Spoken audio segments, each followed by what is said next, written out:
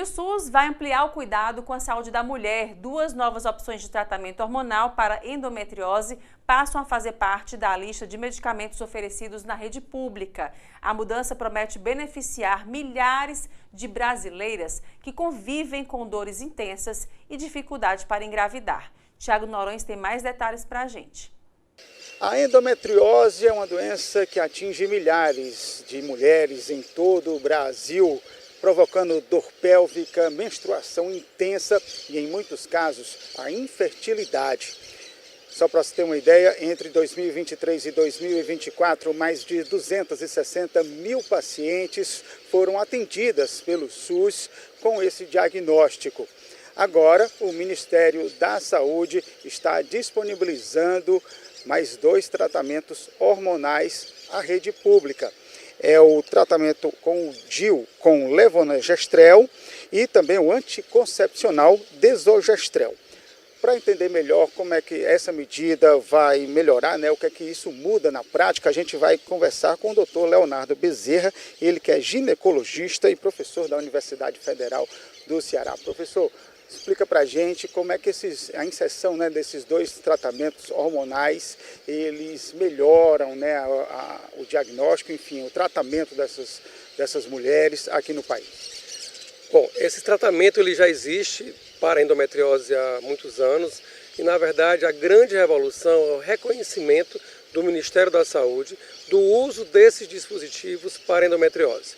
O DIU e o anticoncepcional são classicamente utilizados para contracepção, mas notadamente o efeito mais significativo hoje em dia do DIU de levonorgestrel, por exemplo, é o bloqueio hormonal. É bloquear o fluxo menstrual e essa ausência de menstruação controlada faz com que você trate efetivamente a dor, a cólica menstrual e a incapacitação. Falar de endometriose é falar de uma grande epidemia, são milhares de mulheres no mundo inteiro e o Brasil ele não é diferente. Nós temos milhares de mulheres em idade fértil que estão incapacitadas, sem conseguir trabalhar, sem conseguir ter vida relacional, sem ter vida afetiva, ter vida produtiva, porque sente uma dor incapacitante, porque tem fluxo menstrual incapacitante, que faz com que elas faltem à aula, faltem ao trabalho. O DIU de levonorgestrel, por exemplo, ele tem uma inserção simples, que não precisa necessariamente de um procedimento cirúrgico, e ele pode cursar com bloqueio hormonal de até 8 anos. Ou seja, além de ser contraceptivo, ele pode gerar uma ausência da menstruação, que é muito interessante para o tratamento da endometriose, e uma contracepção das mais efetivas. De todos os métodos contraceptivos, ele é um dos mais efetivos. O desogestrel é um contraceptivo hormonal oral, ele é muito comumente utilizado no dia a dia. A grande novidade é a disponibilidade dele pelo SUS. E o SUS, notadamente, mais uma vez, se destacando como grande assistência de saúde à população. Disponibilizar isso para o SUS quer dizer disponibilizar isso para todos, tornar esse acesso democraticamente encontrado no Sistema Único de Saúde, faz com que milhares de mulheres tenham acesso, livre acesso a essas medicações que já existem, mas com custo. E pelo SUS não, se tornam disponíveis por orientação médica sem custo nenhum. E como o senhor falou, dando mais qualidade de vida a essas mulheres que têm a endometriose. Isso, o objetivo na verdade não é que esses medicamentos venham a curar a doença, não é? Nós sabemos que é uma doença que tem muitas facetas, que tem muitos tratamentos. A cirurgia é um dos tratamentos, mas a grande maioria das mulheres não precisa e não vai submeter-se à cirurgia. Na verdade, a grande maioria das mulheres vai responder ao bloqueio hormonal. E esse bloqueio hormonal, quer seja com o DIU, quer seja com a medicação oral, é extremamente efetivo no sentido de tirar a dor, no sentido de melhorar a qualidade de vida. E isso é o mais importante, porque veja, são mulheres em idade fértil, são mulheres que trabalham, que estão na universidade, que estão produzindo e que podem muito bem voltar às suas atividades sociais, culturais, afetivas, profissionais, melhorando a qualidade de vida. E esse é o objetivo primordial. A gente não está falando de remédios que venham a curar a endometriose, mas que venham trazer efetivamente uma melhora significativa na qualidade de vida nessa parcela que é uma parcela importante da população. São mulheres que são donas de casa, são mulheres que são geralmente as que mais produzem dentro do lar, e a dor incapacitante faz com que elas percam produtivamente. E o tratamento é efetivo nesse sentido.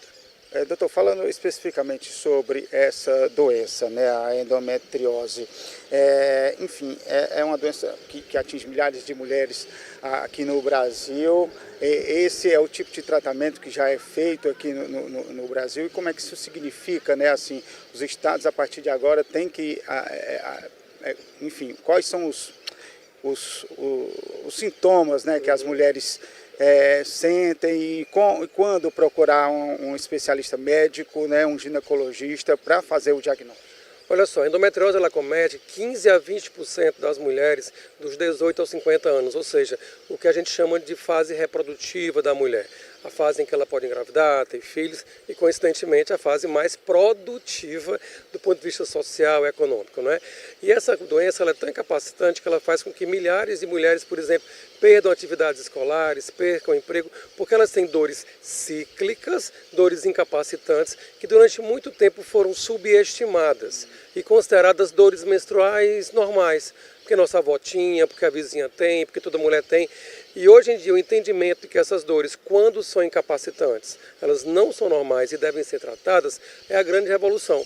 Ou seja, a escuta ativa do profissional de saúde, do profissional médico, ginecologista, entendendo que toda dor que causa falta ao trabalho, falta à escola, toda dor que leva, por exemplo, a mulher à emergência, porque a medicação oral não melhorou, é uma dor importante. Não, é uma dor normal, não deve assim ser tratada. O reconhecimento do SUS da necessidade de tratar especificamente a endometriose com essas terapias específicas, mais complexas, e claro, algumas delas de mais alto custo, o levonorgestrel custa em torno de R$800 a R$1.000. Então, é um tratamento que é de difícil acesso para paciente pobre. Ele já existe, sim, na medicina privada há muitos anos, mas é revolucionário porque é o entendimento da importância da endometriose como uma doença prevalente, incapacitante, que o seu impacto social e econômico e a disponibilidade faz com que essas mulheres consigam ter um suspiro e poderem trabalhar e terem menos dor. Além da dor, a infertilidade. Claro que tratar a infertilidade da endometriose não vai ser feito com anticoncepcionais, não vai ser feito com o DIU de Mirena.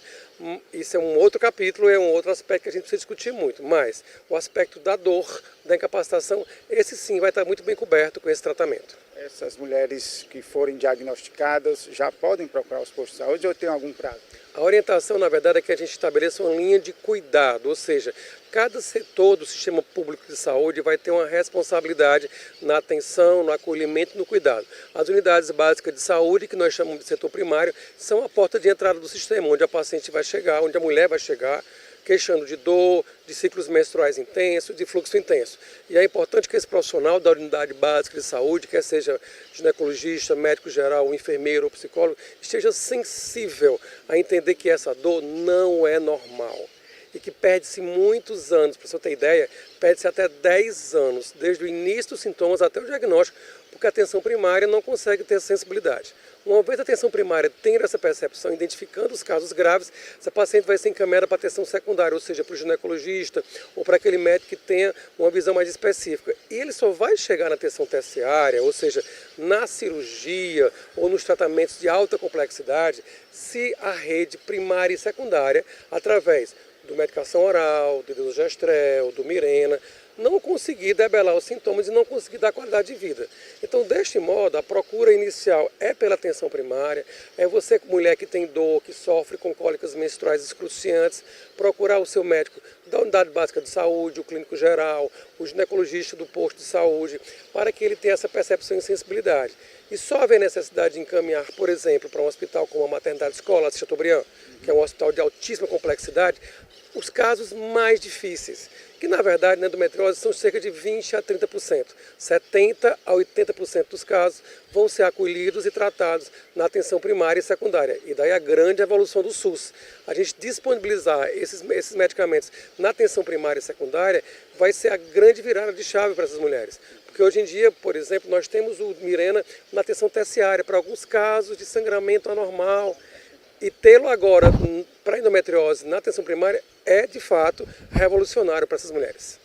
Muito obrigado, doutor Leonardo. Isso, explicou direitinho assim, sobre esses casos de endometriose e essa boa novidade, né, que é a disponibilidade na rede pública de saúde desses dois tratamentos hormonais A gente agradece mais uma vez ao doutor Leonardo Bezerra sobre esses esclarecimentos. Agora a gente volta ao estúdio.